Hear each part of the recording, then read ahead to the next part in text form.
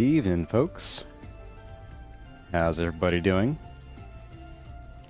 Just gonna say hello to who do we have here. We have Rivy and Otter Dancing and Katie8 LVT and Phaedry and Nickel. Welcome, everybody. Hope you're ready for some heart-pounding panning action. I'm getting my 20 questions up here. Bit of light fare tonight for 20 questions. Hopeful Neko says meowdy. Love it. Hello there, Amy Emmert and Benjamin Carricker. You haven't been able to catch the live streams because of school. Who goes to school? I never went to school. I was never a kid. Yes, like gambling indeed.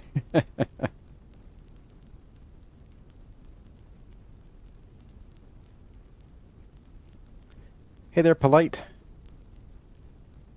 And Apec. My name's clay forming tonight. A little bit. We'll do some clay forming a little bit. I do want to get, may as well drag you guys over into the game here. Let me, switch over to this and bring up the Word doc again. Pardon the black screen. So, yeah, we might do some clay forming because I like to have 20 ingot molds. So, I'll probably do some of that tonight. We got plenty of blue clay, I think. If my memory serves correct. Yes, I got plenty of blue clay. Awesome. Hello to Alexander Lishtakia Minir. You finally made it after being busy on the weekends. Just say Ellis. Well, I went overboard. Hey there, Sulston. Hey there, Crone22. Welcome to the chat for tonight's chores stream. Lots of chores to do. I've got a checklist again. I've started doing checklists for basically every stream now. Get a pencil ready. Hey there, Greg Flaminguista.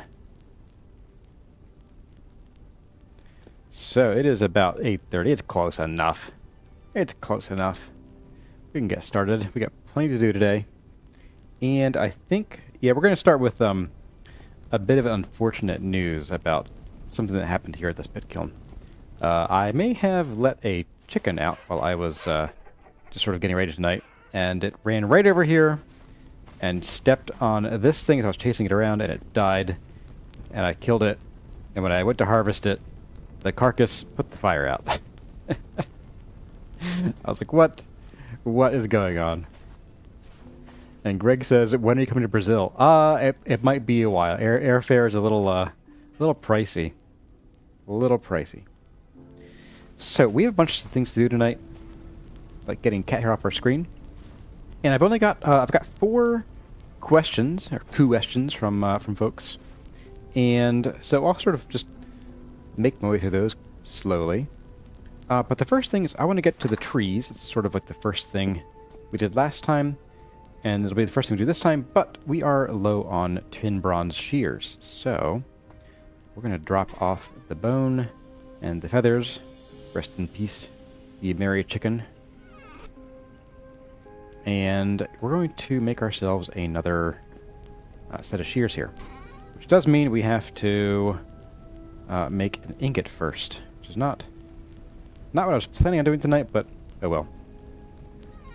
We'll manage. I need a hammer to bust up some of these guys. So, let's see. Oop. For some reason, my game just minimized. That's fun. So, let's grab... You got the hammer? You got the hammer. I think we just need 2. I'm pretty sure. And then, oops. Got too many of those. Yeah, there we go. And... do I want to make more tin right now? I don't think I want to make more tin at the moment. But I will, at least, finish hammering this out into, like, a stack. We're close enough. There we go. Can you cook a chicken on the pit kiln? No, you can't. Unfortunately, they just sit there and they stay dead. Who else is here? Tailspinner Games and Hopeful Neko. How's my day been? My day has been busy. Day has been busy. It's funny, Wednesday nights are actually the perfect night for me to do these streams. But it's like, everything has to not go sideways. Corazette has a thing that she goes to on Wednesdays, and so I am left with Corazini for dinner time and put down and stuff. And as long as Corazini cooperates, everything's golden. If she doesn't cooperate, we might be in trouble one of these days. Why do I have 2 flint axes with bone handles? There we go. Okay, so that's going, and almost like it was all on fire. It is on fire, because that kiln's on fire. And I think after this is done, which should be just a minute here, I'm going to push along these guys. We're going to smelt these down into... oh no, we're not. We gotta wait till these molds are done. We have a nails and strips mold here, and one over here. What's the plan, gang? The plan, gang, is that we have chores to do.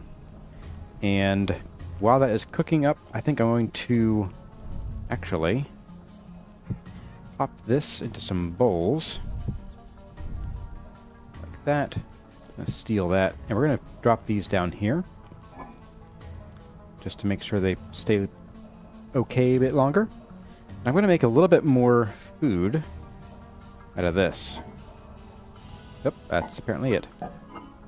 Okay, very meat-heavy diet today, guys. Very meat-heavy diet.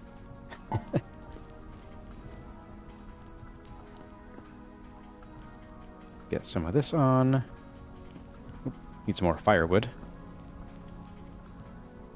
We have... acacia, sure.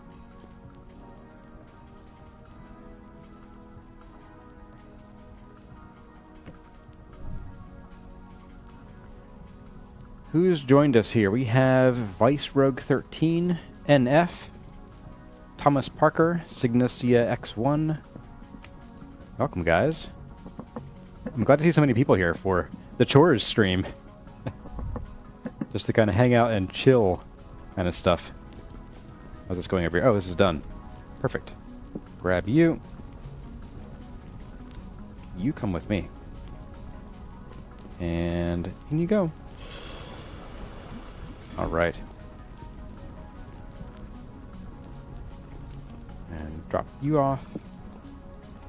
And you.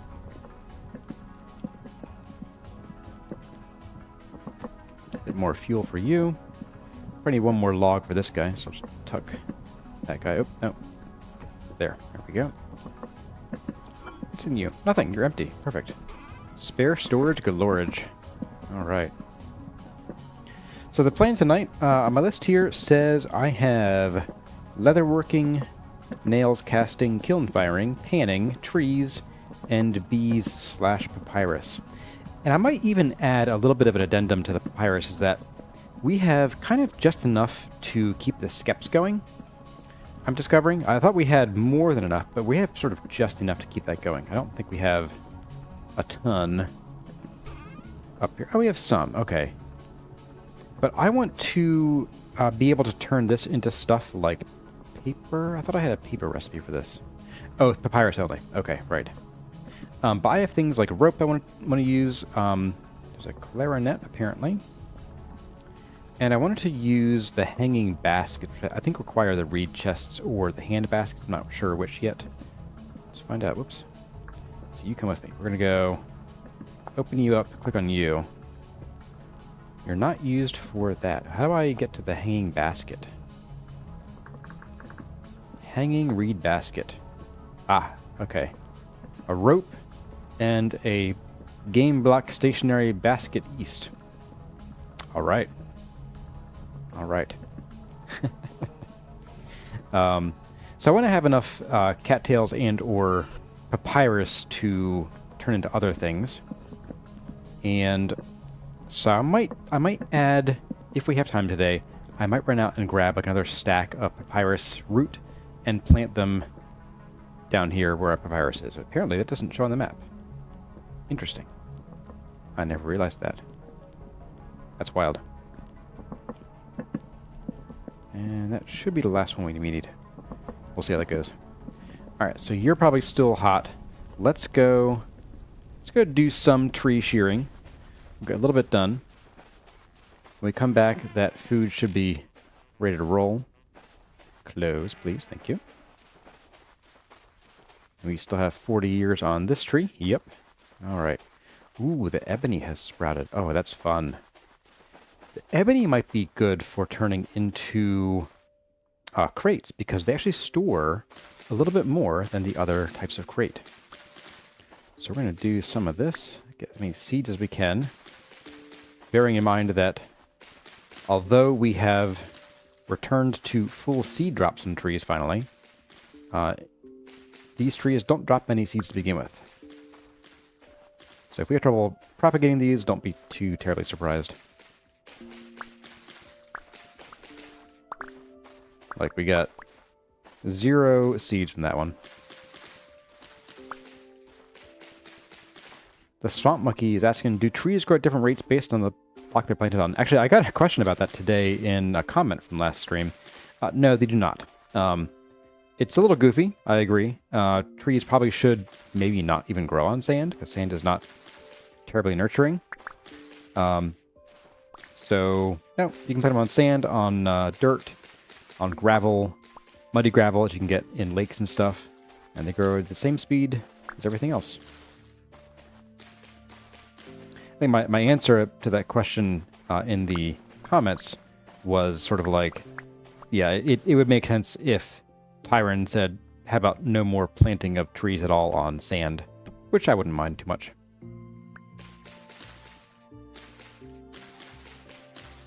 Come on, seeds, please.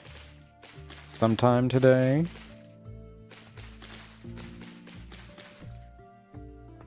I think we're 0 for 2. Where's my ladder? Oh, there it is. Oops. I also remembered I can't actually chop these trees down with the axe I have. They require the bronze axe.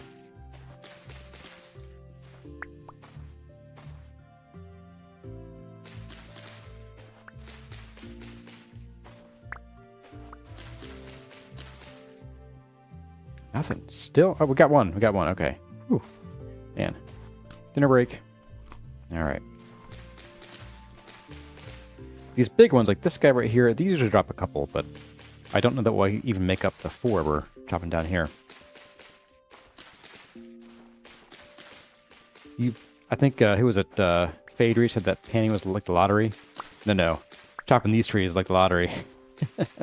It's like gambling is what it was.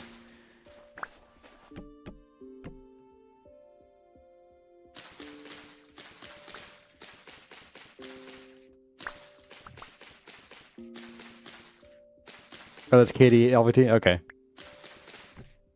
Yep, it is definitely like gambling. And, oh, here we go. We got 2. All right. We're breaking even so far, for the time being. I don't think we'll make it through this tree with this set of shears, though. We'll see what we can do.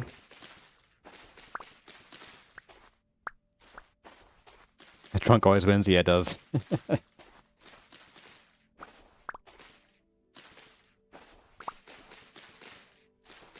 It's a calm evening, though, so hopefully we'll be able to keep doing exciting things like tree trimming throughout the night.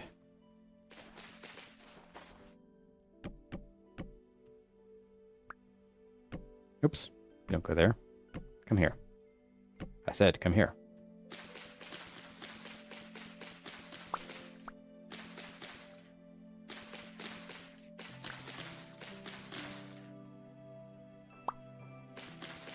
So, folks, let's, while we're doing this, in these long periods of silence here, let's start in on a couple of the 20 questions I have queued up. And for those of you, in case you're not familiar already, 20 questions is an AMA-style question-answer segment where you ask me anything and I answer. As long as it's not too personal, family-friendly, and doesn't require, like, 10 hours of research. So yeah, it's sort of ask me how I break my legs. That's how we do it around here. 2 seeds so far. We're not looking good. But we still have a little bit of shears left, though. So we have one from Nashti here, who asks, I'm building a chalk cobblestone, or building with chalk cobblestone, and I want to use bricks in the corners like you do, which we've discovered is called a coin. And it doesn't look right. Do you have any tips? I really haven't built much with chalk, actually. It's a funny block because it's very bright. Like, compared to most of the blocks, it's not saturated, but it's bright. And Vintage Story isn't a game with a lot of bright colors. So it can be hard to make that work. As far as a coin goes, though, you're probably better... if you're doing a cobblestone wall, you might not want to use a coin. I might also want to get back on the ladder and get those sticks. Typically, you'd use a coin to brace like something that's like more structurally sound, so you'd use it on like bricks or plaster or what have you. I guess you could use it on cobblestone. But if you look at some buildings around you that have those kind of structures, and most of them are like brick with ashlar coins. So that's not really a great answer, but I think the best answer would be maybe switch to using chalk ashlar or like solid chalk blocks, and then see how it looks that way. And now if you're in the Copper Age, it's a little bit of a tall order, but do what you can. I'm going to just plant these here. I only got 2 seeds. That's a shame. Hey there, M. Trox. I guess you were asking, not even fruit trees, you're asking about growth times. No, fruit trees are the same way. Plant them on whatever. They grow just the same. Does not matter in the least. All right, we're going to pop up here. We're going to dump some sticks in here. And there. Oops, no. You stay. No, you stay. There we go. 42 durability left. That's not a whole lot. Let's see if we can maybe get... Yeah, let's get this going on. Got our hardened tin, bronze ingot, and... Let's see, we need the chisel to break down those copper ingots so we can make some more nails.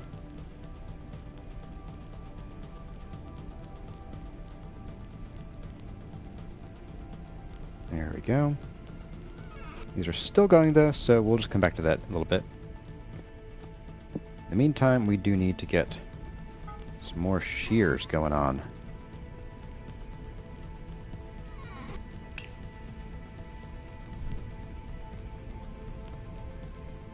Milo Hobo just jumped in. You're going to rewind and play it double speed. I have done that.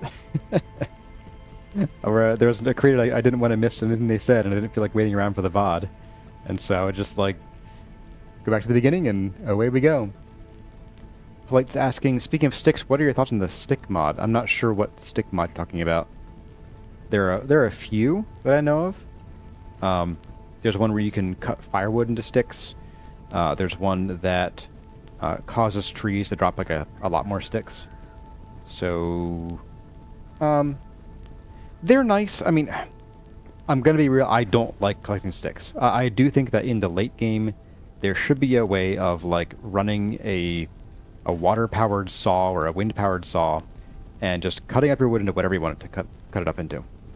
That being said, shears are fine. You know, if you're doing a stream like this, like you're gonna have to have these chore streams to really get a lot done, or do it all off camera, which is an option. Let's go ahead and get this going on.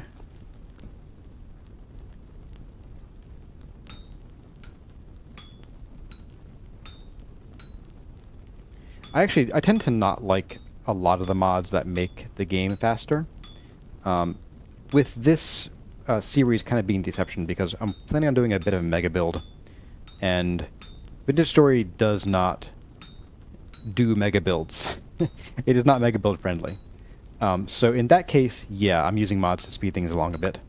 But in general, I like to avoid that kind of thing. Alright, let's get up here. Let's see if we can quench this in the shallow water we have up here. Which reminds me, we have some... Yeah, we can. Nice. We have some leatherworking that's still going.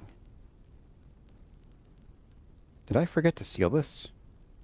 No, I need more tannin, which I can get from you. Okay.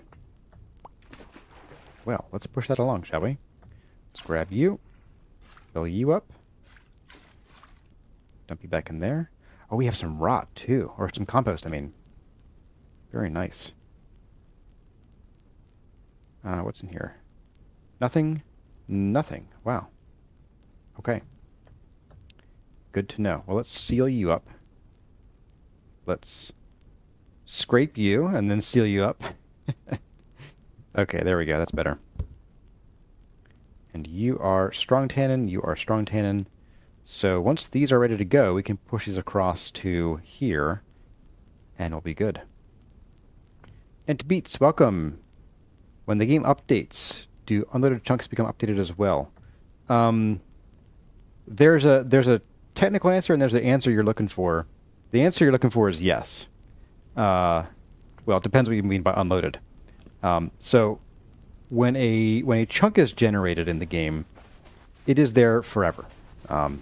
It doesn't change except when you change it, or if you use some commands to, say, regenerate it on purpose.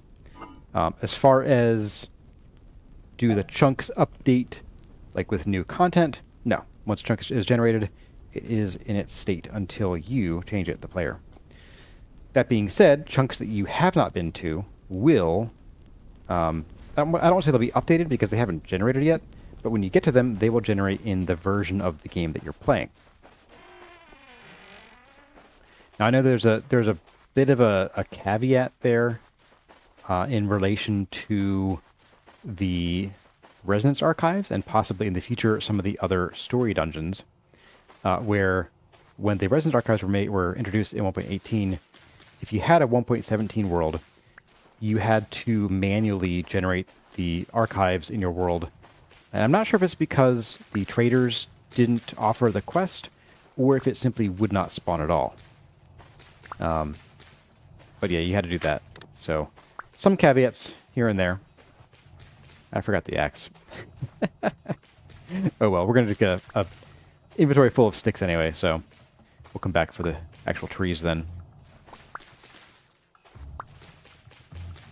Your world had you do a remap, that's why you're asking. Okay, so the remap is actually not for your map. That's for the item and block map. There's like a list of IDs for blocks and items, and that's what the remap is. I don't know why it does a remap, like why it needs to. It's just the way the game is structured, I guess, requires it. Oh, hello. Come back to you. When trees grow next to you, can you suffocate in them? No, there actually is not block suffocation damage in Vintage Story. Which is why you can oftentimes like go to sleep in a trader hut, and you wake up with your head in the ceiling. And you're fine. You're stuck sometimes, but you're fine. Solston's clarifying on the 1.17, 1.18 transition. Traders would offer the quest, but the map wouldn't have any location to mark without a naturally generated Resonance archive. Interesting. So even if you haven't been to the chunk that would have generated it, it still won't generate. It's interesting. I mean, knowing what I know about how Vintage Story was started and works in general, I'm not that surprised. Tyron built it based off of a tech demo for sort of like a blocky game, or a blocky environment at least. And so sometimes you end up working with what you have. Work with the code you have, not the code that you want.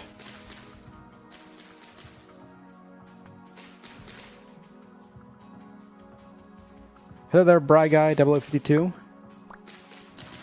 Welcome to the stream.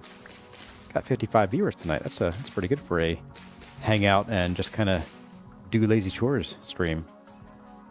Parkour.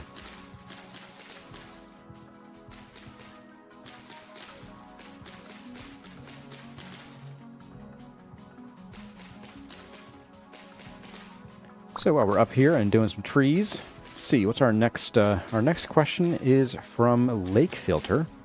And so, just to clarify, when someone asks, when you ask a very long question, I'm going to have to paraphrase it. So if your question isn't like literally one sentence, maybe two, and make it maybe a total of like 60 words or less, I will be paraphrasing it. So Lake Filter's question was sort of, what are the top 3 gaming habits that you find yourself doing? Things like skipping tutorials, hoarding items, prepping for the end game for the beginning, and so on. I am definitely guilty of thinking long term, which I'm not sure if that's a bad thing. You know, planning for future is usually pretty good. So says Corazette. So I definitely do some end game planning from the early game, at least in games that I know like what I need to do. So in Vintage Story, you know, I mark everything that I can possibly mark. You know, for things, even if I know I won't need it for another 10, 20, 50 hours. We got most of these down. Yep. A lot of sticks. I am absolutely a wiki goblin. If there is a wiki for a game, I'm probably there more often than not.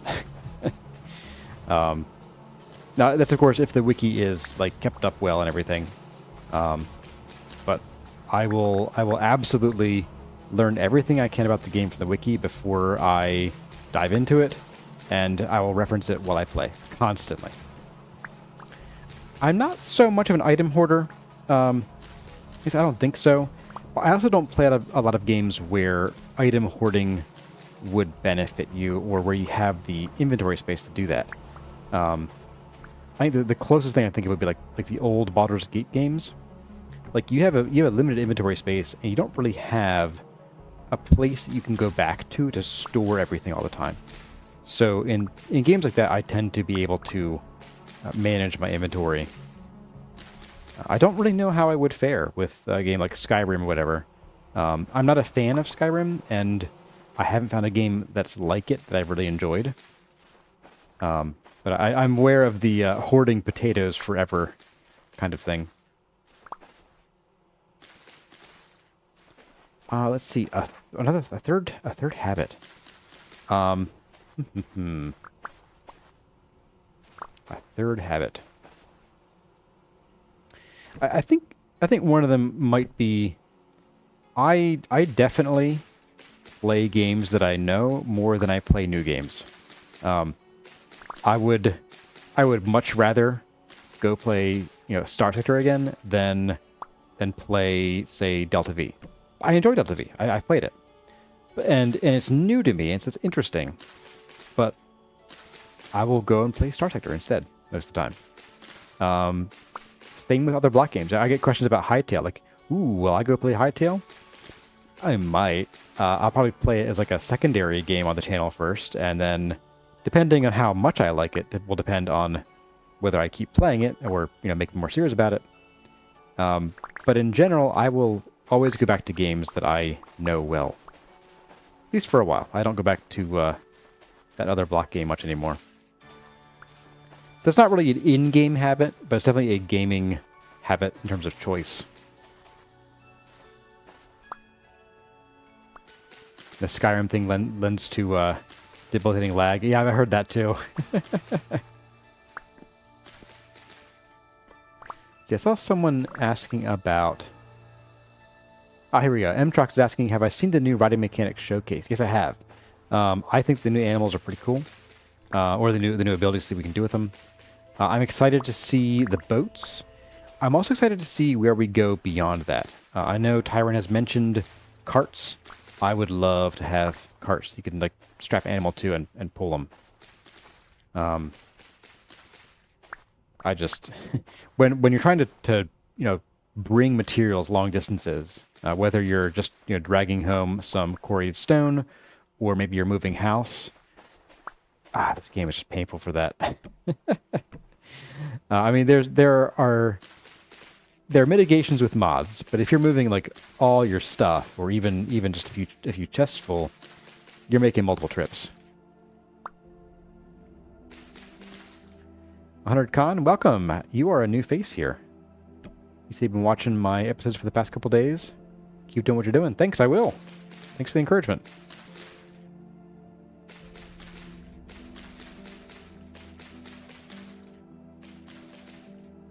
Ooh, yeah. People are saying about the elephants or camels. That's actually one thing that I would like to see. I would like to see in different areas. You know, I think that every biome or every sort of climate type should have an attempt made to have useful animals and plants in those places. For instance, I mean, in the real world, you know, we have various cultures who've lived in, say, the Arctic Circle for generations, if not thousands and thousands of years, and they get along just fine.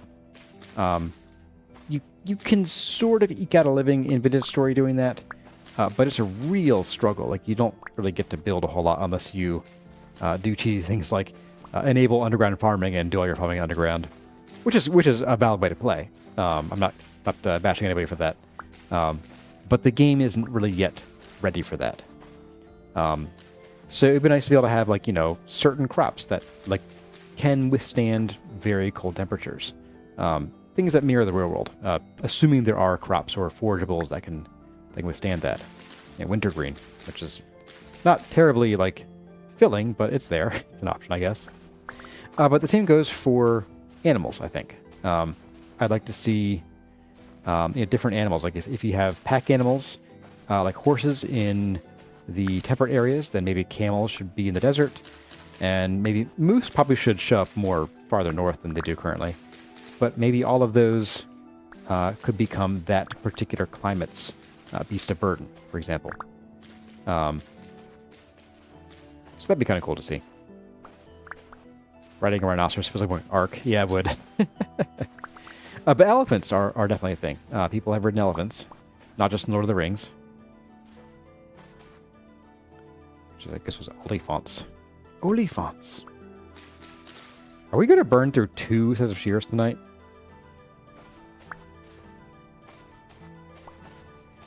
Hopefully Neko is so used to watching the VODs, you keep pausing the stream when you tab out. Whoopsie. Alright. How much do I care about all those sticks? I'm going to get, I think, this tree. These 2 are enormous. I don't feel like jumping around their leaves to get their sticks. It's not worth it. We got plenty of sticks already. And we're probably going to maybe not quite fill up that crate tonight, but close to it. We'll come back and attack these trees with prejudice in a minute.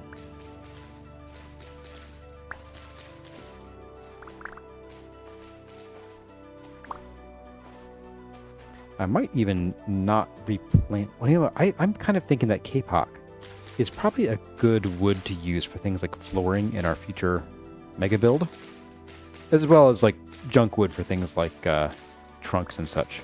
So I might still plant a few of these and keep farming them, at least until we fill up that crate and maybe a little bit more.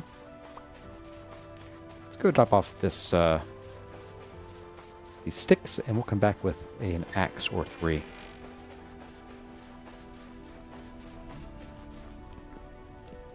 Alright, shears go up here. We'll bring the stone axes for the acacia, and the bronze axe only for the ebony. Oh, and I forgot. I mentioned in the last stream that we do, or the Crateful mod has been updated. I have not updated the mod list here to include it, and I haven't installed the mod either. So that probably should happen here soon. Because man, having to fiddle with these things to get them in my inventory slots to add them to the crate is no, thank you. No thanks. Hello there, oak tree. Yes, you're correct. Kapok is not good for firewood and charcoal. In fact, kapok, I think all of the tropical woods, kapok and purple heart and ebony, I believe, all make 3 firewood rather than 4. Speaking of acacia, acacia actually does provide 4 firewood. Oh boy, this fast axe. 100 Cons says, TBH, I've been wanting to chat on your streams earlier, but you didn't have the means to do so. You've been watching episodes on Switch. Oh, interesting. I didn't know they had a YouTube app for the Switch. We have a Switch, but I've used it like once. I tried playing some Tears of the Kingdom on it, and I just didn't enjoy it. And I did play Breath of the Wild, but I played that on the Wii U. Yes, I am one of the dozen people who own a Wii U.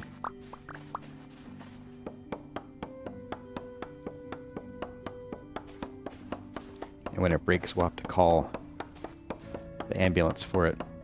And we'll go, Wii U, Wii U, Wii U.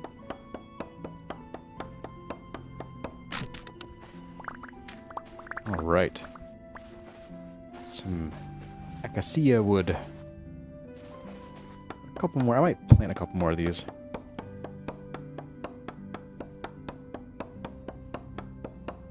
Katie, you have a Wii U as well? Yes, that was indeed bad. Old joke is old.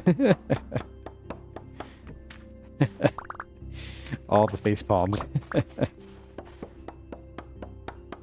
Tell me how you really feel. Did I ever play Splatoon? No, I actually, I bought a Wii U while I was living with a roommate, and we kind of did our own thing, and I didn't have a lot of folks that I hung out with at the time, and so I didn't really get into a lot of multiplayer games, and I've always... Right, we know about this Borax. I've kind of always sort of shied away from a lot of, like, random stranger online gaming. I just don't tend to enjoy it. I've played a few games where I got into playing with people online, like, you know, random matchups, and MMOs where you join a guild with people you don't know. But I tend to prefer just either playing with people that I know or by myself, which is why I'm here alone in this world.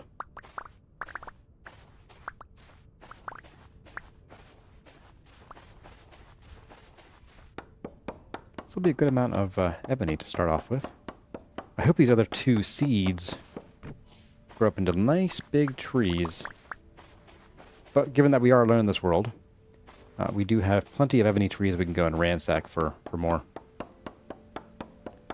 Hopeful Neko says some of your friends say that Wii U's don't exist.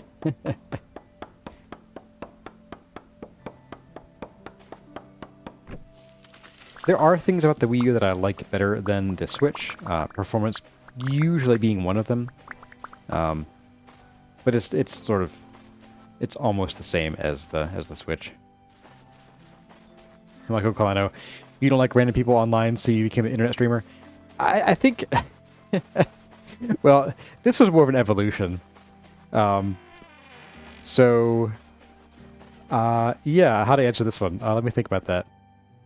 So I started doing videos, which were kind of more for myself, but also to showcase builds and to hold myself accountable, to have an audience to hold me accountable for starting projects and make sure I finish them. And I think it's different because, you know, I'm not having to organize with you guys. I don't have to play with people here and juggle schedules, deal with interpersonal you know, problems, like, you know, just people who don't get along well, that kind of thing. So I think this is very much different than gaming with people. Right, we have rod upstairs. I forgot to grab the rod. I wanted to see. I think we can get 4 pieces of Terra pretta out of this, which is not a lot. I'm being truthful here. Terra pretta. So 2 bone meal and 2... Oh my goodness. Oh, this is... Oh, I don't like this recipe. I really don't like this recipe. Alright, let's make a little bit of bone meal. We will just grind a little bit of this. I don't feel like grinding this forever. Let's do 16. That should go pretty quick. And over to the charcoal. I want to see just how much we get out of this. I do think it's going to be 4.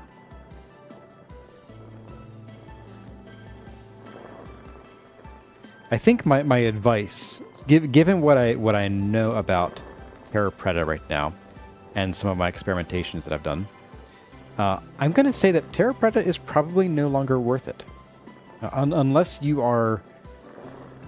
I don't know. Unless you spawn somewhere where you just don't have access to anything better than low fertility. And that's, like, unless you're playing on, like, a super duper hot world where it's desert as far as the eye can see, I don't really see a point to Terra Pretta anymore. Let me think. So one barrel takes 20 days and takes 64 rot. Now, rot is easy to get. The problem is that wait time. And in your first year or two, you're not going to have a lot of extra food to just rot. So it's a very late game item. But by the time you get to late game, you're going to have, you know, giant farms that it really won't matter whether you're using medium, high, or Terra Pretta. So I kind of feel like it doesn't really make sense in its current incarnation because the benefits over high fertility are really tiny. Really, really tiny. I want some of you. Oh, mod author, please make that stop doing that. Let's see, 4 and 4, and then the bone meal. We got 4 Terra Pretta. My goodness. Okay. Alright, well, we're going to put this in... wood? No, put it in the plant stuff. Bone meal can go back in here, I suppose. Oh, we have some rotten here, too. Sweet, we can get 4 more Terra Pretta after a dozen years of waiting. Alright. Be still, my beating shovel. Get you guys over here. And then... Oh, we have to chop these trees down, too. Right. Alright. We have to. There's no other option. We must chop these trees down. So we're going to make a couple more flint axes. And I'm realizing I actually need to go and get some flint sometime soon.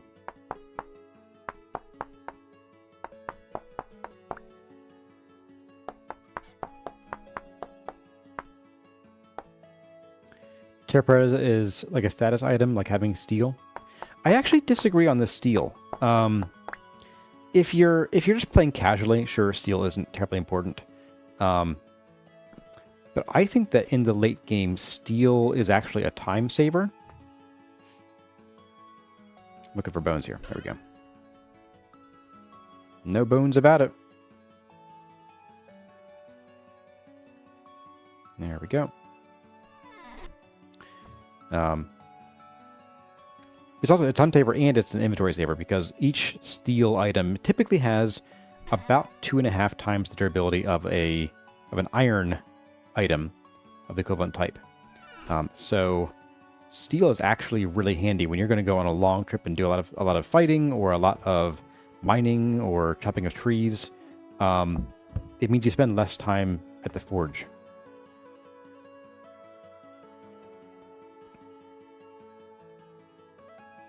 Let's get these guys going on over here. We now have... Yes. Oh my goodness. I'm going to pick these up for now and just scoot them all in... Here. That's where I was always going to put them. Yes, yes.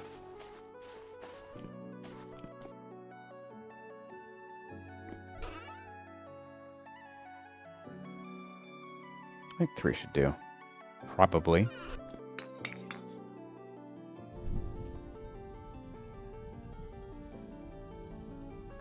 Is having a mega build a status symbol? Probably. Probably. But we need to venerate the gods of knowledge and sun and what else is that? Water. So it must be done, no matter what. Yeah, our farms are about ready here too.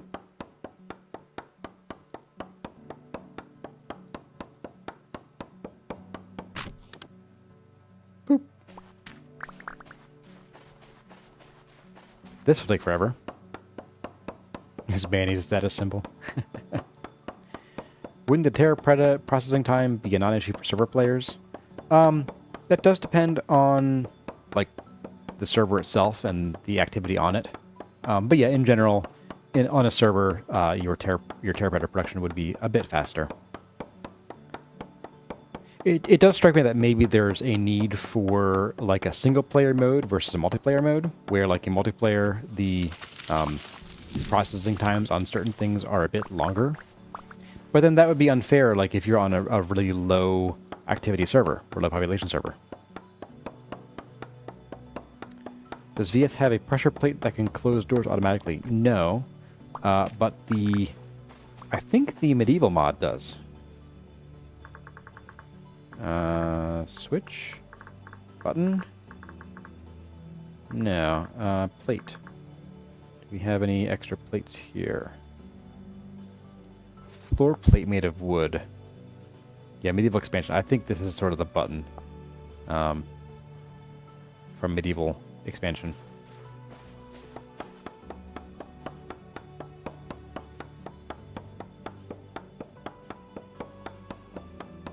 We have a bit of a joke question next from Gpedia, aka Girish Manjanath. And they ask, have you gotten good? And would you consider a series on it? I don't know. Have we ever really gotten good? I think once you get good, you stop growing.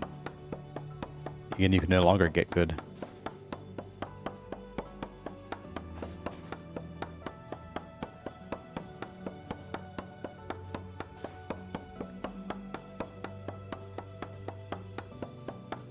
So I'm curious about to you folks. Is the sound of chopping wood ASMR like? Kind of like when we make kind of when we are cooking?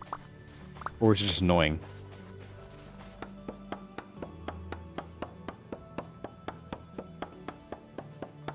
Have I gotten evil? I've definitely gotten evil before. Definitely gotten evil. Played a couple evil D&D characters, as a matter of fact. And one that was kind of evil. Not quite. Hopeful Neko's heading out. Well, have a good night, Hopeful Neko. And welcome to Karen Thesis. Didn't expect to stream at this time. It is 9 a.m. at your place. Very cool. Welcome. Glad you're catching it. Wolfie's here. Hello.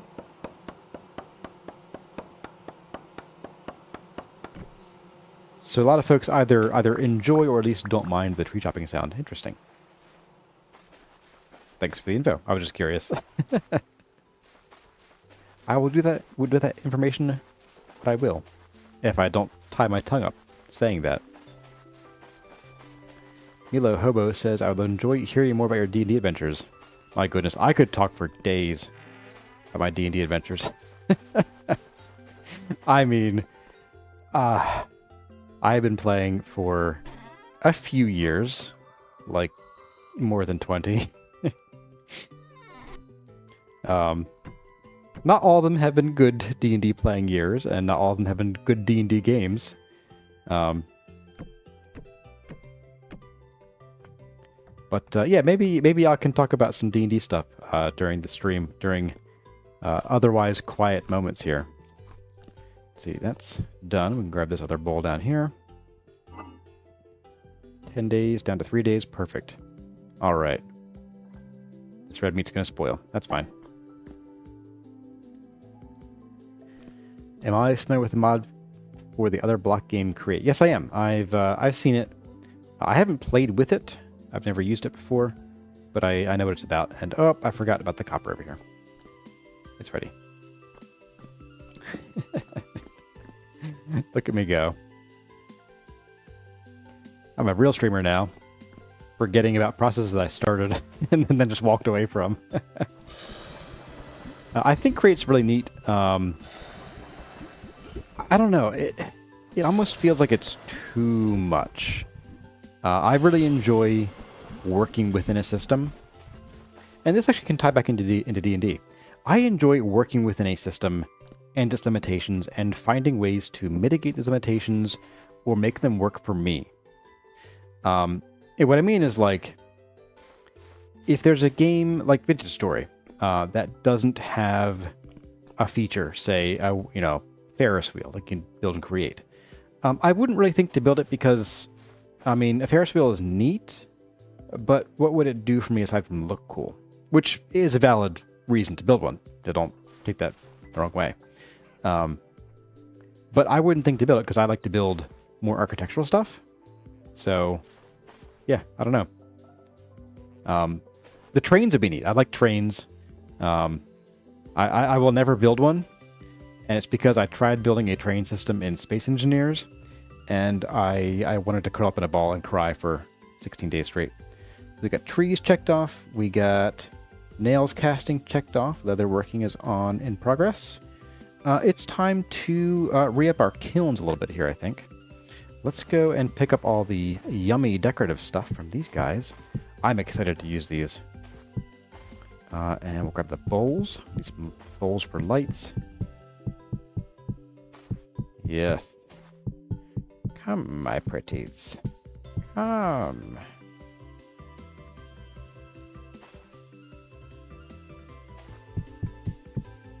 And there we go. All right. Pop you guys up into our greater inventory. 7 of you. Let's just drop you over here. Oops. Nope.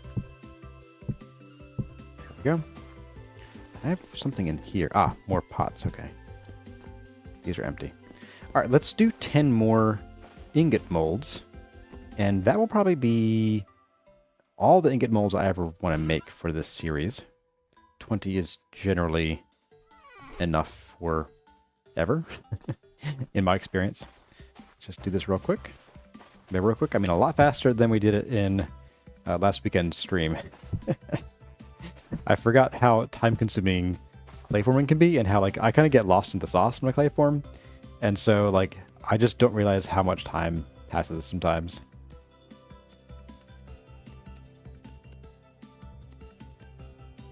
Let's see what's going on up in chat here.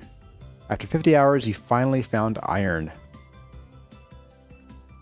8 translator gears deep into the ocean from your house. There's probably closer iron, you just haven't found it. Well, I'm glad you found it though.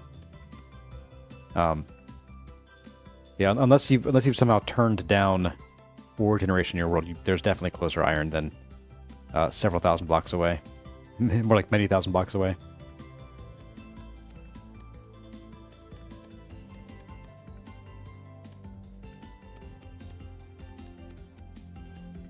Oops.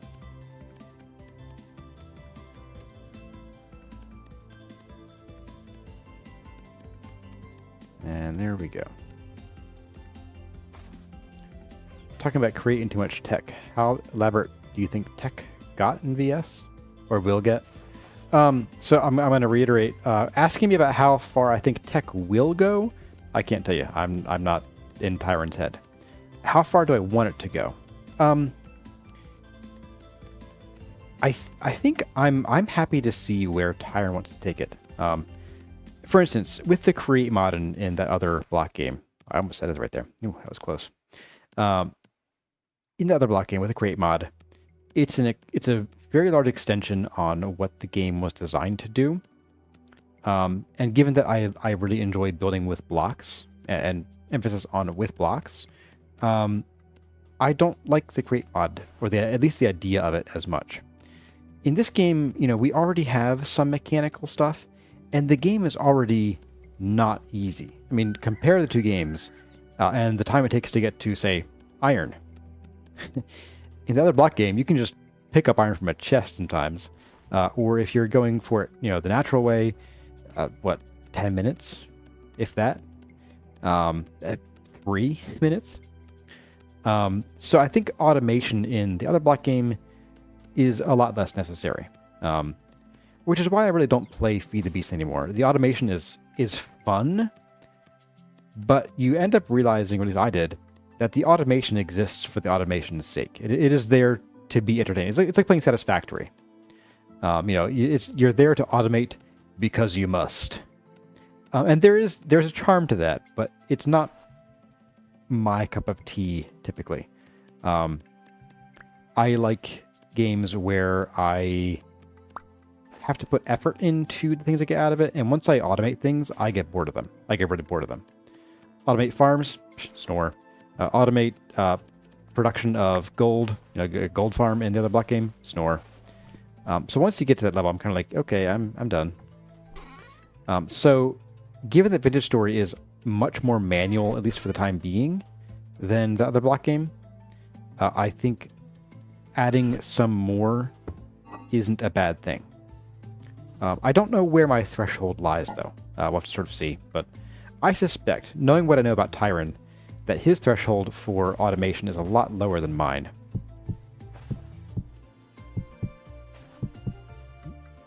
And there we go. I think we need some grass, don't we? Yes, we need grass. So let's put a pause on the kilns there, and let's go get some grass. Wolfie says, you're just not too good with a prospector pick. But a fresh start. As far as prospecting goes, Wolfie, if you're having trouble prospecting, I mean, a fresh start, I won't say no to a fresh start, frankly. Fresh starts are always fun. I love the early game in most survival games like this. Again, once you get to automation stuff, I kind of get bored. But don't feel like you need to start over to start prospecting properly. If you're, I'm assuming you're not using the Prospector Info or I guess this Prospect Together mod. It really is just a matter of going exploring. Go exploring in your current world. Even to places you've been, just places you haven't prospected. I guarantee you that you have not found everything there is to find in the places you've already been. I talk about this all the time where I will walk back and forth between the same places like 6 or 8 times, and I will still come across new things that I just haven't seen because I went a different way around a tree, or a bear chased me into some water and I spotted a ruin at the bottom. Like, there's so much to spot and find in this game, and you're not going to see it the first time every time. Terra pretta. People are always like, how do you find Terra pretta? Well, it's a high fertility soil now. And again, it's just like I go to the same places over and over again, and eventually you spot it. Granted, in this series, you can see the big old, like, floating poop particles. That's different. Alright, so it's grass time. Let's go up to the actual grassy areas to get grass. How about that? Would that be smart? Come back for you guys. Oh, we also have to squeeze out the honey we have. That's right. It's on my docket.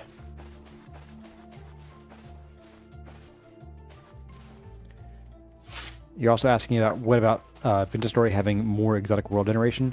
I actually do like... Well, I like a couple things. I like big plains, big flat areas to build on. They're wonderful. I also like crazy mountains. I do really enjoy the current world generation of the other block game. I think it is worlds ahead of Vintage Story. But to be fair, Vintage Story has a much, much smaller team and has not been in development as long, nor as at the same sort of pace of the other block game. So I'm not going to knock points off for that. It would be cool to have generation more similar to the other block game. That was, the big caves, and the last server that I ran and played on had like it was a seed that I found on a YouTube video where the starting area was like in the middle of like an ocean, but there were a whole bunch of islands scattered right around the spawn area, and they had dripstone caves, and they had lush caves, and they had this one cave that was like, I don't know, 200 blocks in like diameter, and a couple of us made our home in there. We started lighting up the cave and started building into the walls, and then building buildings out into the floor area. So I do enjoy that kind of stuff. I would like to see something more like that for Vintage Story in the future to make exploring more interesting and a little less weird. Like, Vintage Story currently uses what's called Perlin noise generation to generate the terrain features. And that's why you get the weird spiky mountains and the weird sort of like bulbous, like, I don't have any here anywhere in sight, I don't think. And actually, I have a mod on that kind of smooths that out. So we're not going to see quite as many of the really weird stuff generating in this world. But, oops, I just broke some grass for realsies. But yes, I would like to see more variety slash realistic features slash maybe something that really brings about things more similar to the biomes in the other block game. Like a mesa biome. Or they call it Badlands. RIP mesa biome.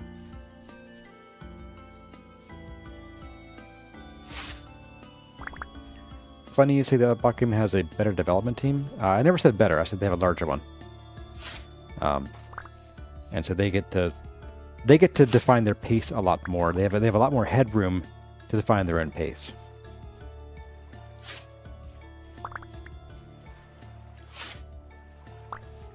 And working with developers as I do in real life, I do software quality assurance and requirements analysis.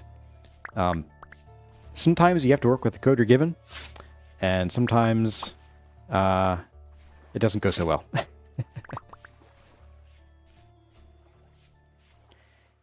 Kolshi made a stack of rope ladders for prospecting. Perfect. That is the way to go.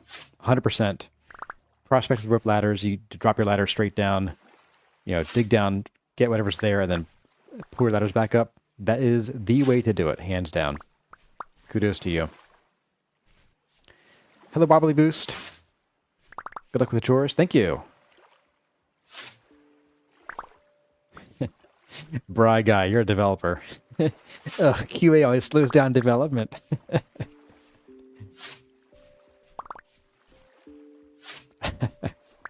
Take care, Rivy. Thanks for coming today.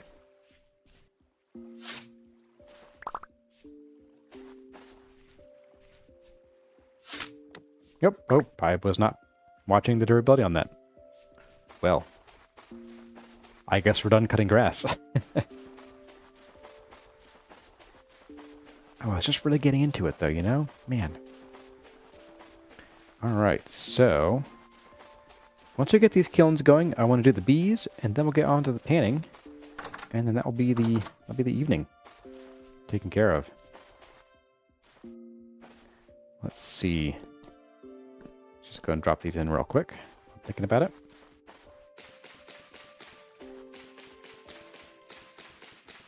Good thing we just got 15 million sticks, huh?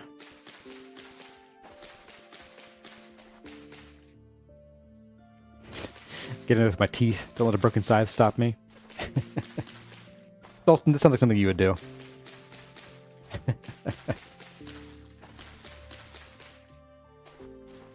Alright, I think that's everything.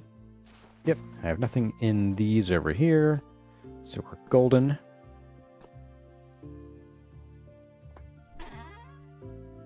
And yes. Lord of the Sticks. Now, here's what I want to know. Do I have the mod on Let's Make Paper out of these? No, I do not. Oh my. Oh my. Paper? Yes. No. Parchment. There we go. So it is made... Okay, solely with scraped hides and linen fiber pulp. I do have the mod on that lets me use larger hides, and I get more, so a huge hide gives me 10 pages. Because I really hate getting stuck having to use just the small hides. It's really, really irritating. Alright, let's grab some of these bad boys. And let's go harvest some bees. I did forget and was reminded, I do have the From Golden Combs mod on. So in the future, we can upgrade our beekeeping from these skips we have to break and rebuild into like beehives and like bee boxes and stuff. Bee hives. Oh, wild beehives. I thought I did. Hive. Here you go, ceramic hives. I think there's also like a frame for something. Frame rack. That's just clutter, isn't it? Oh, from Golden Combs. Here we go. So yeah, so we can do this. Frame liner, wax twine, wax. Oh boy. Well, at least we'll be able to farm twine and linen reliably in the future, so that's fine. It's fine.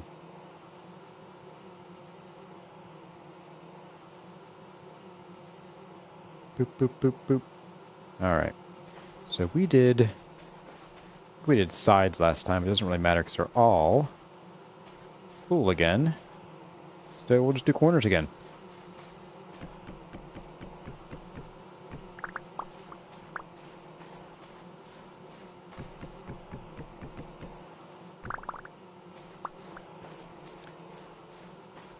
Cron22 has to go. Thanks for coming, Cron22. It's good seeing you. Thanks for being here. Well, we have 74 viewers tonight. That's pretty good, I think, for a hangout and chat chores stream.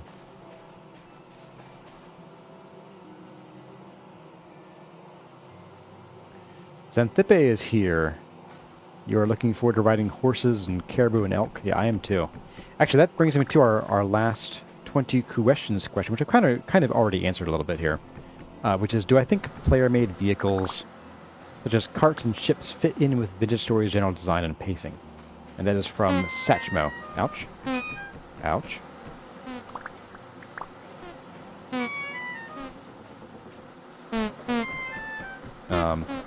So as far as the vehicles go, I do think they fit in with the design. I'll have to see what Tyron's final implementation looks like before I'm like, yes, this looks like a Vintage Story item, as far as like aesthetically goes. But I think as far as theme goes, given that we are getting oceans eventually, I don't want to say soon, I do think boats will be necessary, because it doesn't make sense to cross, you know, a huge expanse on a raft. I do wonder if with the boats we might get some kind of player-made fast travel. I think that could be really cool, where maybe you explore to some distant land across an ocean that takes, like, you know, 20 minutes to cross. I wouldn't want to have to actually sail that 20 minutes every time I go there. So it might make sense to be able to, like, make a port somewhere and then, you know, use that port as a fast travel location. That could be really cool. Are there any skills in VS that you wish you had in real life? Yeah, actually. In fact, you know, Vintage Story, I have to credit Vintage Story with inspiring me to do more stuff.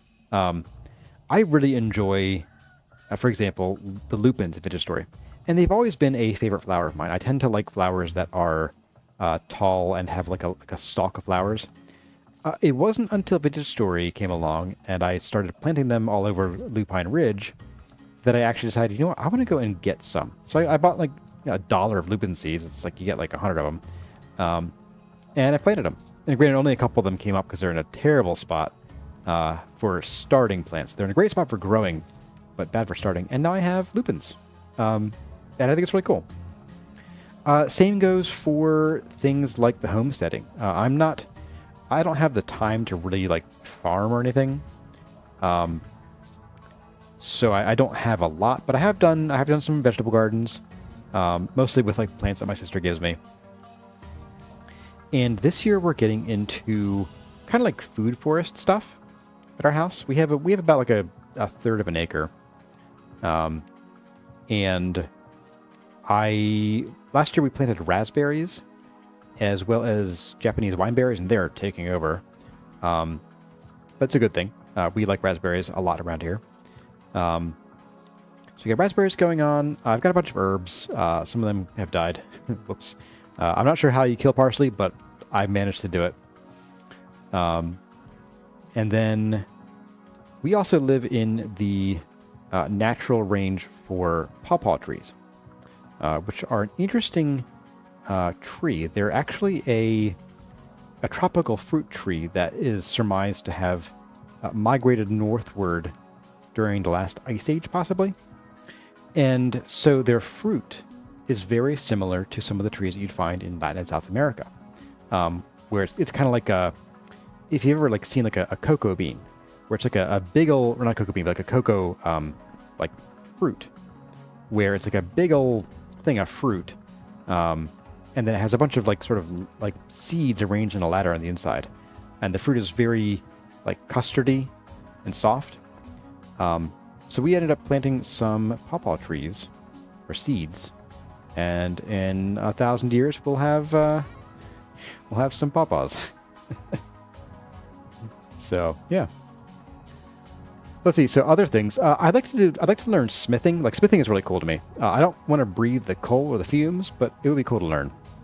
And I actually did do smithing a little bit at a friend's house, but I didn't really actually enjoy it. That's okay. All right, we are good on food there. I think it's time for us to get down to panning business. Hello there, Pamela Wild from Texas. Thanks for coming tonight. It's good to see you. I think I saw another question earlier. Message retracted.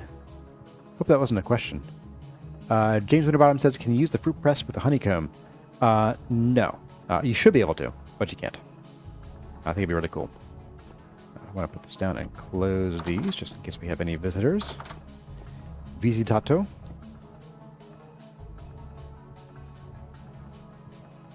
You're growing basil. Yeah, I grow basil most years. I'm not this year. The raspberries kind of took over where the basil was. Probably need some of this dirt, don't I? If I can get down a ladder. Thank you. There you are. But yeah, the raspberries took over, and I think the sage also took out the rest of the basil. But yeah, guys, it is time for le panning. Let the crazy stuff begin. All right. Here we go. Lottery tickets, everybody. Place your bets on how many temporal gears and gold nuggets we'll get.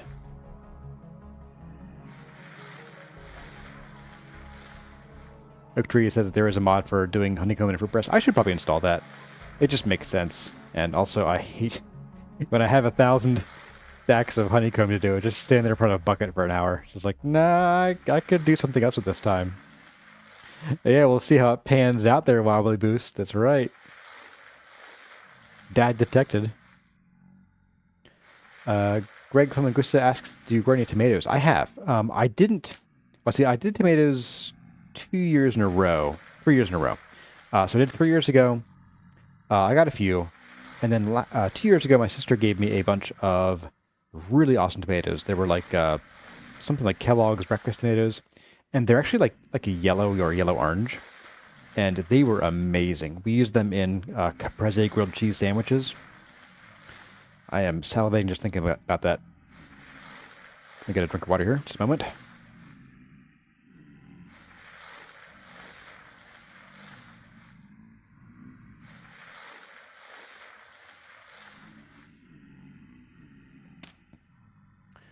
So I did some of the Kellogg's breakfast and some midnight something or others where they were like smallish tomatoes with like a black or dark purple top. It was pretty cool. Those were tasty. They weren't as productive as the Kellogg's. And then I also did some of the spoon tomatoes, which are they're tomatoes that are they're about half the size of like the average blueberry, maybe even smaller. And they were interesting. They were tasty. They have a very strong tomato flavor, but they didn't produce very much. But they're actually very close to the original wild plant from which we domesticated tomatoes. And by we, I mean like, yeah, I was totally part of that. I domesticated tomatoes, guys. Then last year, I did tomatoes again, same kind as the year before with the Kellogg's and the Midnight and the little mini tomatoes. But we got a lot of smoke from the wildfires in Canada to the point where in the exact same spots where I had gotten like gangbusters tomatoes the year before, we got 0 Kellogg's tomatoes. We got, I think, 3 of the Midnight ones and like literally a spoonful of the spoon tomatoes. So I kind of got turned off by it, given that wildfires season seems to be starting up already again. So I think we're going to stick with raspberries for now.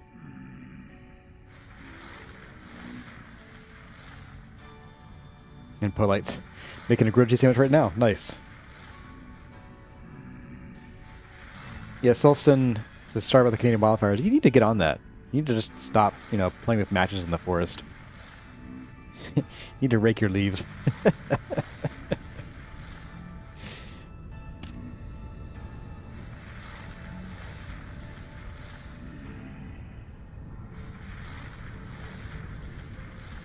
There's a great video about smithing on BBC. Kate Bush's cousin is a smith, and they spend a day with him at the forge.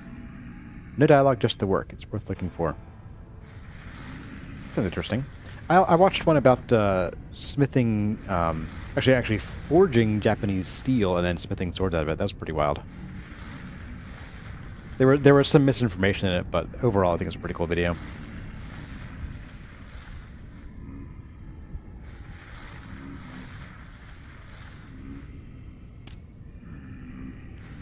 The Rockies had some wildfires, and the crops went right back up when the snow melted. Interesting. Oh, the wildfires crop back up. That's rough.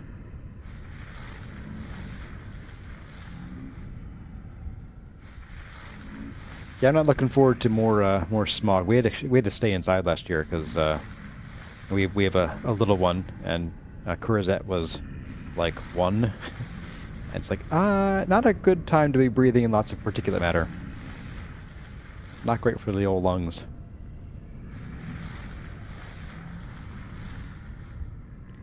Have I found a full skeleton yet? Just about. Actually, I think I have.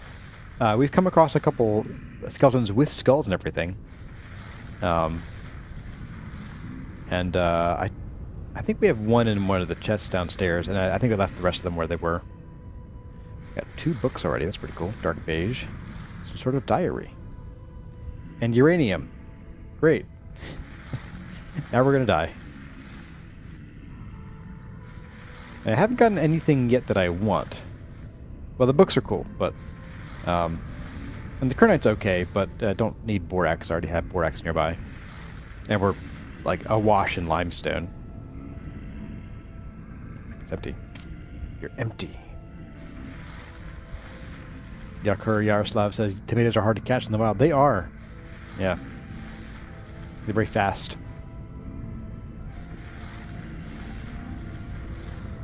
Oak Tree, you came across a VS streamer who constantly set the woods on fire. That's GG Beyond. I know who you're talking about. That came around and bit him in the butt later, didn't it? It burned his house down. And then there's a bug that I think was fixed in 1.19.7 or 8, where for a while you could actually no longer set things on fire, aside from like fire pits and such.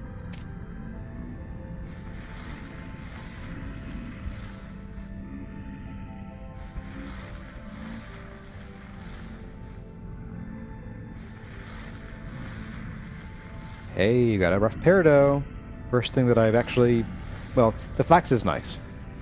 Flax is pretty good. I don't really care as much about the fluorite or the phosphorite. These might be interesting for some of the glass working later on with the Bricklayers mod, but I don't know how much of it we'd need to really be effective. Uh-oh. We are full up, looks like. Let's dump some of this stuff in here.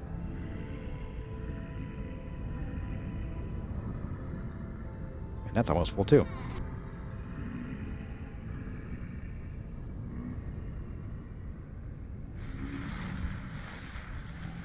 I watched GG on one video where the forest refused to burn. Yes, I watched that episode too. I've actually fallen off the bandwagon. I don't have the time to watch an episode of that every day, plus like go to work and make dinner and all that stuff, and watch other videos too. So I've sort of fallen off the bandwagon, but I do enjoy watching GG sometimes. I've actually gotten a lot of interesting like tips from him, and I honestly, my skipping around in the temporal storms was inspired by his play and sort of learning how he does that to stay alive.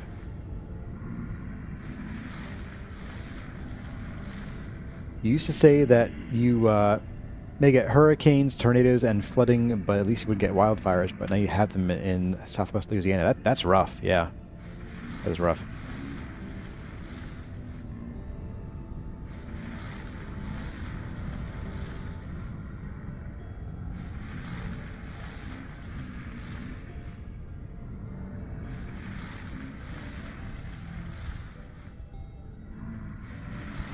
Well, while we are in the home stretch of this episode, or this stream here, I'd like to open up the AMA style 20 questions to anybody in the chat.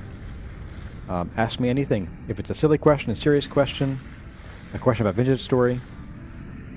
As long as it is family friendly and not too personal, I do not mind answering most questions. Non-geologist, I have a hard time knowing which rocks give you which mineral that can be converted to things I actually know what they are. Is that in-game, you mean, Polite? And Wolfie asks, how did you discover vintage story?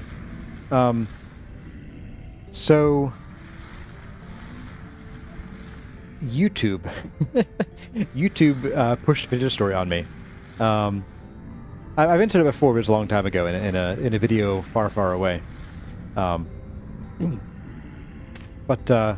No, so I was watching a lot of other block game videos, specifically, what was it at the time? It was Empire's SMP, which had like Mythical Sausage and Gemini Tay and Pixel Riffs and a whole bunch of other people. And YouTube pushed vintage story on me for a month, trying to get me to watch Paul Soares Jr.'s videos. And finally I caved. And one thing led to another, and here I am. So, yeah. Did I know obsidian is actually glass? I did, actually, yes. And it's also very, extremely sharp. On a scale of 1 to 10, what is your favorite color of the alphabet? Octarine, absolutely. Would I rather fight 100 duck-sized horses or one horse-sized duck? I will take the duck-sized horses, because I can probably outrun them, or at least I can climb. I can out-climb them. I'll defeat them with stairs. Sulston asks, what is the craziest, worst D&D TTRPG boss battle you've ever been part of in my years of playing? Ooh, craziest or worst? Those, hard to say. I've had a lot. What comes to mind, though? I had a dungeon master in college, and we were good friends for a very long time. We kind of lost contact since they moved away at this point. But I was in a campaign with them for 3 years-ish. And they were a very antagonistic dungeon master. Their style of running the game was, how best can I kill the player characters? And to, I think, our credit, we pretty much put the kibosh on never killing us. So instead, they went after the NPCs that we loved. So the worst boss battle we ever had, or craziest, I should say, is probably at the end of that first campaign. We had saved a floating sky city from an entire army of like evil, intelligent wolves and paladins by ourselves, and there were only 3 of us. We killed every last one of them with a whole bunch of shenanigans. This is in D&D 3.5, by the way. And we were facing their homemade, like, thick-swinged rainbow seraph boss that had, like, regeneration 10 or fast healing 10 or something, and armor class of, like, 60,000. And to the point where, like even my character, who was a very high hit ratio character, could only hit on like a 15 or 16 or higher on the D20 die. And we chased this MFer around the battlefield for, I want to say, about 6 or 8 real-life in-game hours, chipping away at their hit points, blowing through all of our spells, trying to sort of hold them down with some of our druid spells, so I could actually get close enough to get a whack in here and there. And eventually, we came down to the realization that we just could not out-damage their regeneration. And the DM goes out for a bathroom break, and then we kind of like sit back and we're all like, we're going to die. It's the end of the campaign. It was the end of the school year. We kind of figured it was supposed to be a go out with a bang kind of thing anyway. We're like, how do we fix this? How do we get, pull the wool over our DM's eyes here? And so we start going through our character sheets. Now, this is one thing where Lakefilter's question about top 3 gaming habits that I do. I am absolutely a loot goblin in D&D. I will hold on to the most random, stupid stuff Most just because it's more work to erase it and leave a smudge on my character sheet. But a long time ago, our DM had tried to kill one of our NPCs with an elaborate trap, where they were like asleep in bed, and they had hung some bad guy had hung a very fragile Christmas ornament filled with poison gas. It was like a very fragile glass thing, and I had managed to acquire it. I teleported in, disabled the trap. While our rogue disabled the trap, I grabbed the Christmas ornament of Doom, and it was still on my character sheet. And so the DM comes back from their pee break, and we sit back down and get playing. My turn comes up. I'm like, hey, do you remember that Christmas ornament of, like, VX gas that you gave us a while back? And they were like, which one? I'm like, the one that's hanging over my character's future wife's head. And they're like, oh no, you don't have that, do you? I'm like, yeah, I have it right here. And their face just absolutely fell. Because apparently this was like a really stupid, crazy amount of poison. And so I chucked it, the angel blew up, and we saved the day. We were at, I think, a grand total of maybe 16 hit points between the three of us, and we were level 8 or 10. So yeah, it was a last-ditch effort, but it saved the day. So that was my craziest battle I think I ever had. What else we got here? Would giant crystal caves, like, in real life be a good addition to VS? I think that'd be awesome. I think those are so cool. I know we do have the crystal-filled geode things, but they're a far cry from giant crystal caves.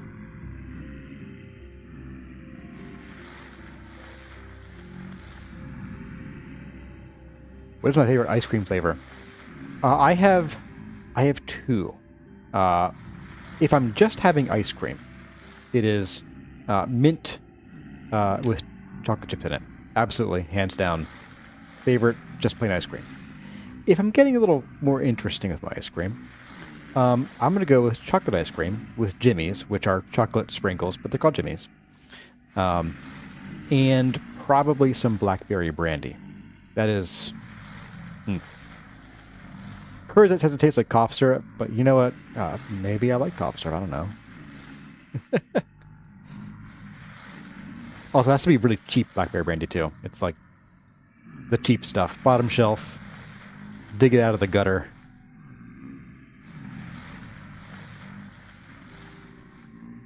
Sulson says that was a beautiful story about D&D. Well, thank you. Yeah, there are a lot more silly shenanigans where that came from. If there's anything else you want to hear about D&D or any thoughts on character build advice, I am the guy to go to. I have written a fair few Reddit posts. Ooh, nice. Silver chain. Can I wear that? No, we're actually full up. Okay. Let's spin around and dump our stuff in here. As much as we can, at least. In you go, as many of you as can fit. Okay. We need to expand our storage here. Like, we need a drinking with Chores our stream. Oh man. I don't know. I do prefer to keep it more like family and kid friendly here, but it could be fun. Sulson says your worst boss battle experience was a 15-hour fight. That is a lot. With a demigod that could hear the Discord call. And auto-dodged if we said that we were going to do before we rolled. That is actually pretty brilliant. That is fun. That's a lot of fun. Vice Rogue 13 says you started playing D&D in 2nd edition. That is actually technically my 1st edition too. My first exposure to D&D was in Baldur's Gate.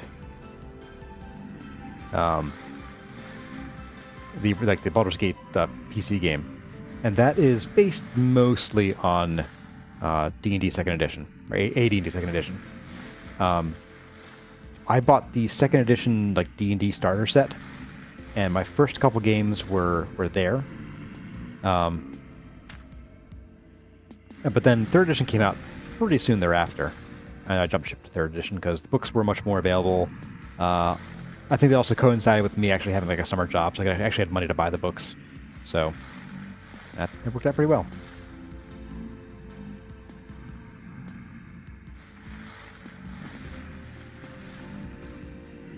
Continuing your Solston story, there was a whole insight mechanic, so my character could kind of hear the background music and notice the boss tapping his feet to the beat.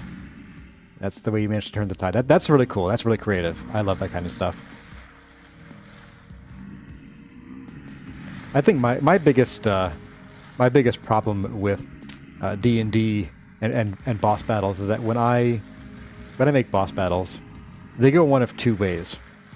Either the players completely steamroll them when I think they're gonna like have trouble with them, or a boss that I'm pretty sure the players can just walk across takes 3 sessions and 2 character deaths.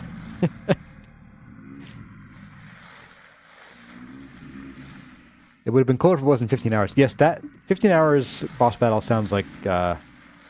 I don't want to accuse your DM of anything, but like it sounds like it's a poor planning or poor pacing issue. Which, as a DM, I can tell you we all struggle with it from time to time. Like I said, occasionally we have this fights that I think players are going to win handily, and I end up having to like just gift them diamonds for resurrections. Mila Hobo is asking, have you considered making a mega build based on a D&D module like Castle Ravenloft? I haven't. I actually don't. So, when I play D&D, I never use any pre-made adventures or campaign settings. As much as I really love Forgotten Realms, or I loved older Forgotten Realms, given that the version I play, 3.5, is really no longer really being supported or anything. I just don't tend to play them. Plus, they cost money. Whereas I'd rather build my own stuff. I have a world going right now where 4 of us actually rotate the job of being Dungeon Master. And it's a world kind of like sort of an Attack on Titan-ish, where there are a very few large cities that are threatened pretty constantly by kaiju, giant monsters. Not just like Titans, but like Godzilla-y things and so on. And I like to let my players design some of the world. And this time, since they're DMs, they also got sort of a lot more say in what goes on, which is pretty cool. So we have this world where they all live in this big city, and we all live in the city because I'm a player too when I'm not DMing. And they have all been able to like add features. Like, one of them wanted to be from a city to the north, so I made a city to the north and said, "Is this what you want?" Like, yeah, here you go. One of them wanted to be from like off the mainland on an island, and I said, "Okay, go ahead and make it." I've done that for the past few campaigns I've been in. Well, the cat says, "Hi, Chris, I love the D&D talk." Awesome. I love talking D&D. Like I said, I could talk for days about D&D.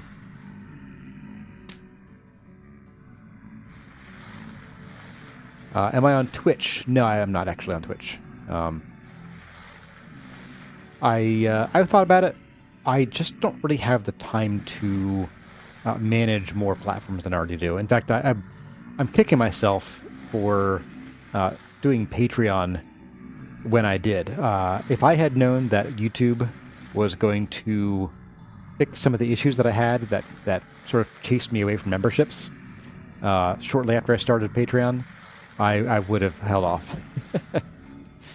But unfortunately, I'm not a seer, so I couldn't look at my crystal ball and determine what to do there. This growling is getting a little old, guys. Sheesh. I'm a little afraid I might kill a couple of the party members with the boss battle they're finishing up tonight. As long as you have your eyes on their hit points, you can always avoid that. You can always avoid that. Ooh. Copper lamellay. Free copper ingot.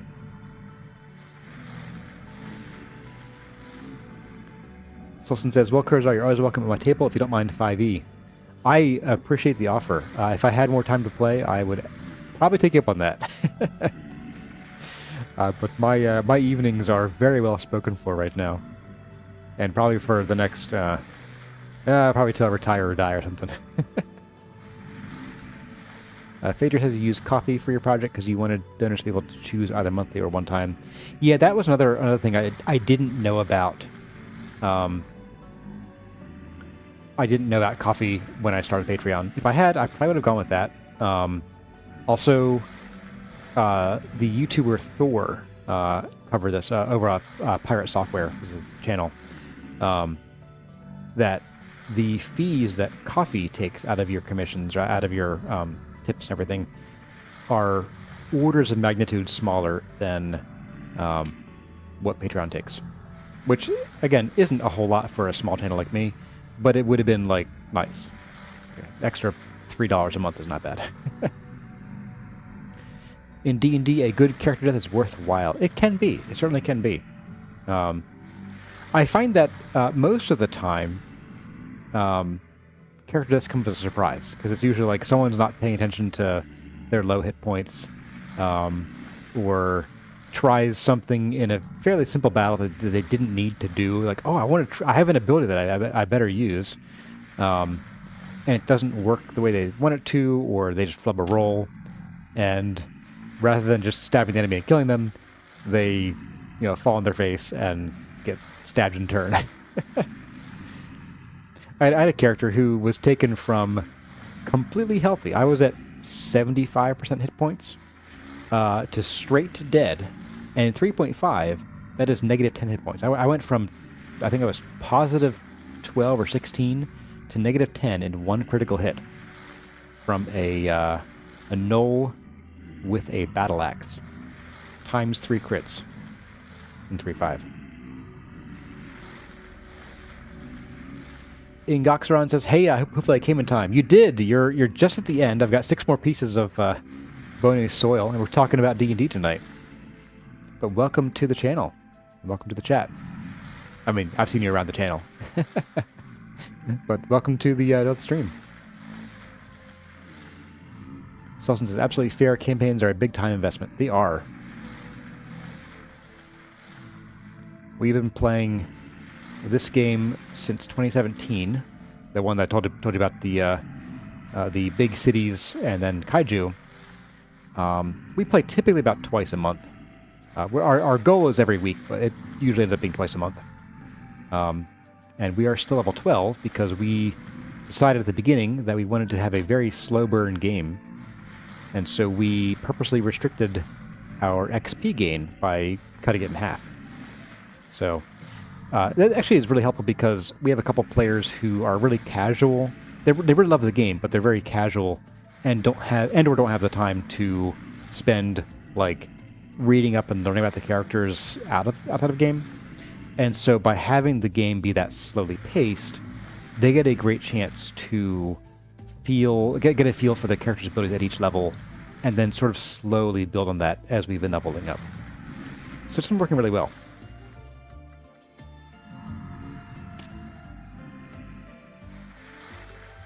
No gnolls, trolls, and gnomes. Love that. As a DM, I use the needless character death as an opportunity to have Strahd take the character's body to Ravenloft and keep them alive for story reasons. That's pretty cool. 5e is softer than 3e. You roll twice as many dice in a crit, and you have to get to minus max health or fail 3 death saves. Yeah, I'm familiar with that. I like that system. I do.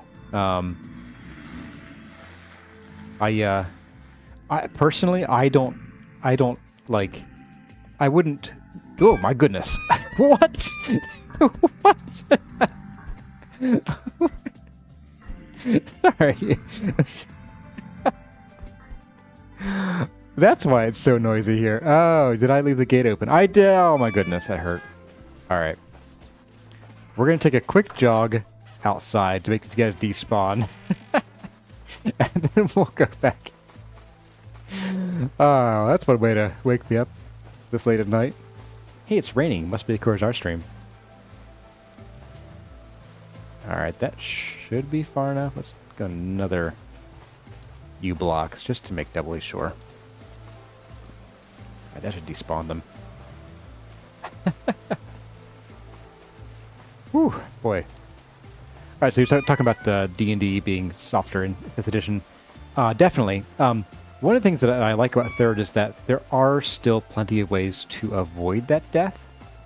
And I feel like because of the more lethal nature in 3.5, I think it makes sense that the spells and other abilities in 3.5 are generally more powerful than in 5th. Like, in 5th edition, you cast a lot of spells that have a duration, like, say, Haste.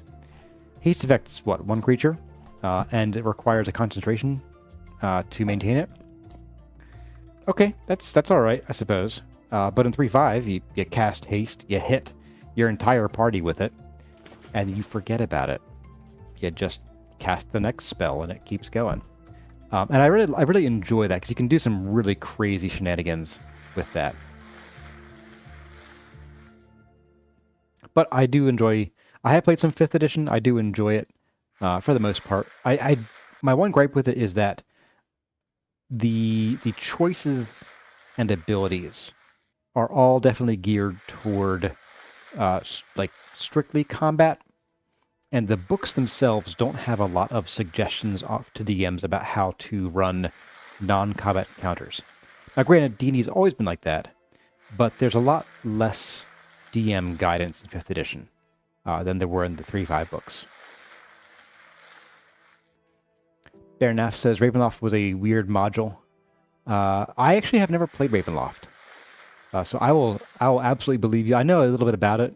I know it's very much full of deception, and sort of fooling your party into making the wrong decisions. Yeah. Elwin Dill says worst boss battle is one that you've actually won. Level 5, the final boss was a Balor. How did you kill a Balor level 5? You prayed to the goddess to be able to bless water on a decanter of endless water. Okay, fair enough. That must have been an edition where holy water actually damages Balors. KD8 hates concentration in 5th edition. Yeah, that's one reason why I tried 5th edition and was like, it's okay, but I played a bard and I played a wizard, and I wasn't super thrilled with like the limitations on spellcasting with concentration and stuff. Drifters came for our soil. Yeah, they sure did.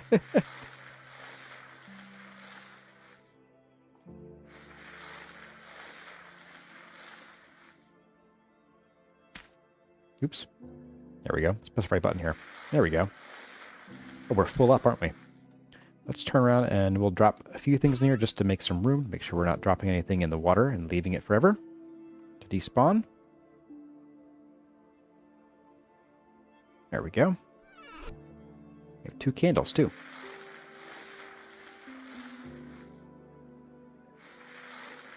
There's still a few ways to insta-kill in 5e. There's power word kill. There's a rot grub. Intellect devours, yeah. We actually, for our long-running campaign, we actually softened a lot of the insta-kill, save or lose, save or suck. Well, save or suck spells we left alone, pretty much. But the save or loses and the save or dies, we largely nerfed. We're going to move the leatherworking on a little bit here. Get that going. Oh, I never lit those. Oh, darn it. Never lit these pit cones up. All right. Hello, sir. Sir, this is a Wendy's. Grab these. Grab, yeah, grab some of you. There we go. Let's go and do this real quick. I meant to start this up a lot earlier.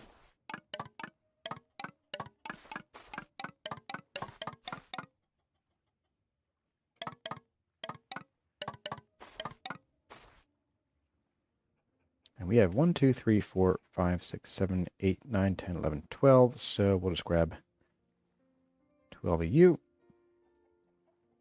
And choppa you up. Choppa you uppa. And get these on here.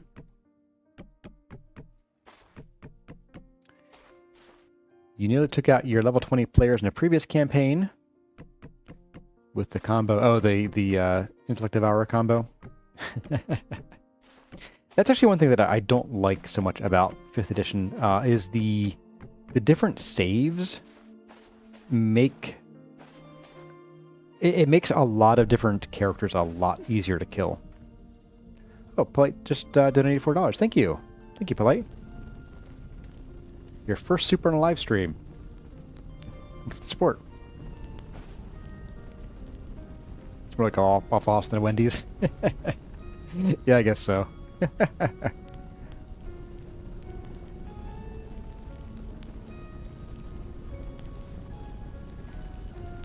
Well, I have plenty more D&D stories to regale you all with, but I think I'll save them for the next Chores stream. I'd love to tell you all about some of the shenanigans I got into with my human supremacist cleric. It was a blast. As well as my very much anti-human dark elf at some point. We had a lot of fun. I was my first experience doing a co-DM thing in the one with dark elves. So maybe next time. Next time on DN Vintage Story. Let's see, what do I want to do with all this junk? I'm going to put the books on the shelf. I will add them to our journal probably later, like when we have other people on. I'm going to drop these sticks off. Good idea. And I think I'm going to try to put as many things away as I can. I know we're really low on storage space here. Let's see, book. Book, come with me. Copper lamellay. Come downstairs. Boop. Alright, our bookshelf's getting nice and full here. Like that. There we go. Did the anti-human Dark Elf happen to be named Kurazar? No, actually. Kurazar was, I did play Kurazar as a character, a long time ago. Kurazar is, I call him an elf, but he was actually sort of a custom winged elf race that I had made up a long time ago. And I played him as an elf, though, because it was just regular D&D. And I hadn't done a whole lot of tinkering and experimenting with making homebrew stuff at the time. I also played him as not what he really was. Like, I played him as like a fighter or something. He was actually a blade master was sort of the title given to him, which is sort of like think of like a paladin samurai scion kind of thing. I played a blade master, a custom class that I made up in the campaign where I told you about. We fought that six-winged rainbow seraph. Oh my goodness, we're out of room here. But they have a thing where they sort of train relentlessly, and they can sort of summon a glassy blade from thin air, which is actually their own soul, and fight with it.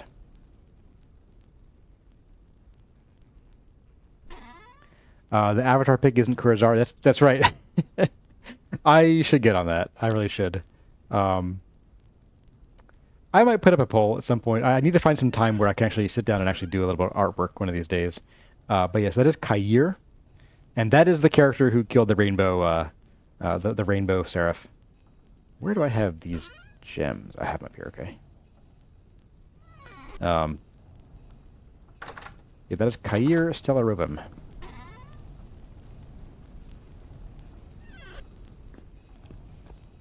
The Dark Elf was he was an assassin named Malrath Davok. He had an identical twin brother named CarryOn. And we did some shenanigans. We did some serious shenanigans. But I think those will have to wait. Ooh, thanks all trees. But those will have to wait until the next Chores stream. So we'll have to go get some bony soil or find some other really exciting chores to do together. Yeah. So I'm going to call the stream here. It's been, oh my goodness, almost 2 hours. Wow. Didn't expect that. But everyone, thank you all for coming to this Hangout and Do Chores stream. It looks like we'll be running and gunning again in the early into the next stream. So yeah, that'll be interesting.